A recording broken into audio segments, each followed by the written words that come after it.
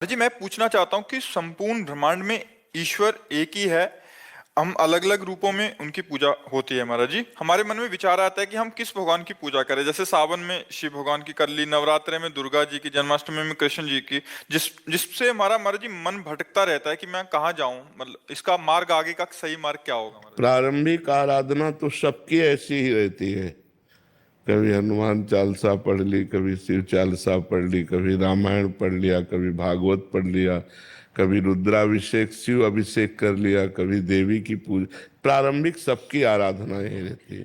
आगे चलकर जो भक्ति रंग लाती है तो फिर प्रेम प्रकट होता है। और प्रेम गलियति सांकरी तामे दो न समाये। फिर प्रेम में एक से प्रेम होता है, प्रेम एक से होता है। फिर वो राम कृष्ण हरि जो नाम रूप पकड़ ले, फिर उसी में प्रेम कर ले। एक से प्रेम होता है। आराधना अनेक से प्रारंभ होती है और स्थिति एक में आती है। फिर बात तभी बनती है। अब जैसे रामकृष्ण परमहंस जी केवल काली माँ में आसक्त थे, केवल माँ माँ माँ।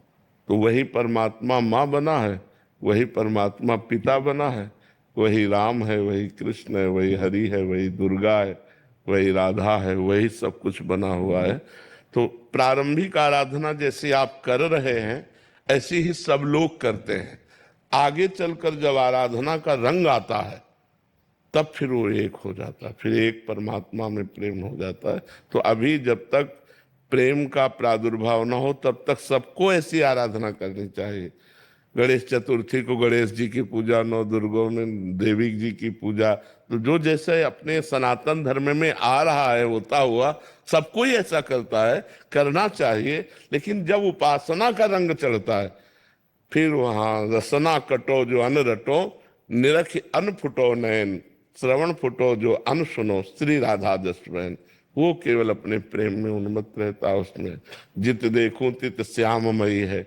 उद्धव जी ज्ञान समझाने गए गोपिकाओं को, गोपिकाओं ने कहा ये ब्रह्म ज्ञान अपने पास रखो, हमारा ब्रह्म हमारे नेत्रों में समाया हुआ है, हमारे हृदय में समाया हुआ है। कण कण में जित देखूं तित श्याममयी है। तो ये फिर प्रेम की बात आती है।